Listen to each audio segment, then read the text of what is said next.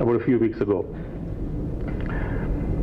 And trust me, I would have spent at least 3 weeks trying to dissect through what are all the different smartphones available, what is the best features in each, what's the processor speed and all those features, and I finally homed in on a Google Nexus 5. 3 weeks. And this is for a phone that is sub 30,000 rupees. Guess what?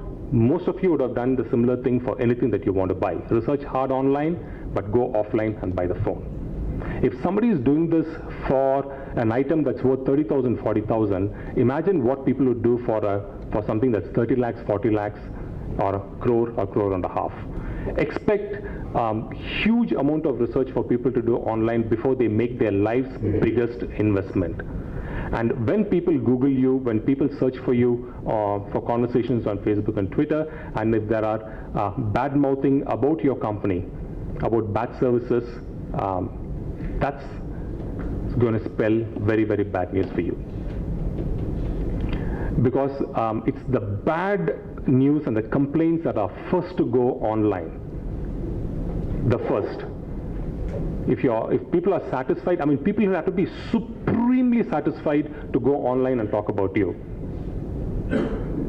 But the ones that travel the fastest are the complaints, and there'll be lots of out there. So invest, I think, time and effort into a proper online reputation management.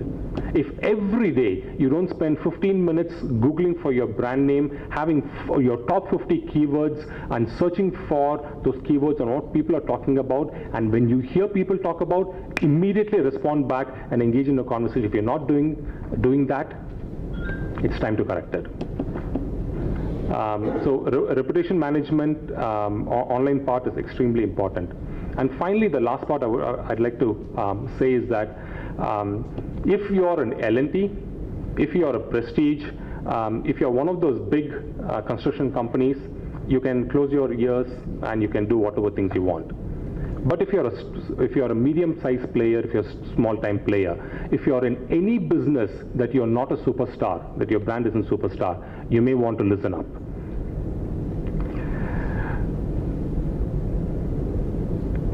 Your brand is not so well known.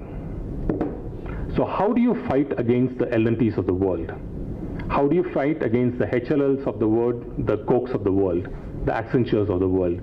And the best way to do that, in my opinion, is in establishing strong credibility of the person or the persons heading the company. If I saw a great property and it looks great on paper, there's a very good chance I might get fleeced at the end of the day. So what I'm going to look is, who is that guy, who is that person behind this company? What are that credentials? How long has he been in business? What has he done before? Is something that I think me or any person, a sane person, will go through that. And it's important to start building the personal branding of your leadership team as well. It is the most often ignored one. People say, hey, my company is more important. It's my brand that should be visible. I should disappear into the wallpaper, is what most CEOs and top management people think.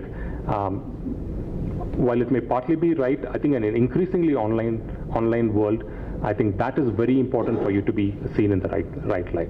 So these are some of the 5 points that I want to say. Thank you. Here I want to say that 5 years back, Philip Kotler, marketing guru, he used to say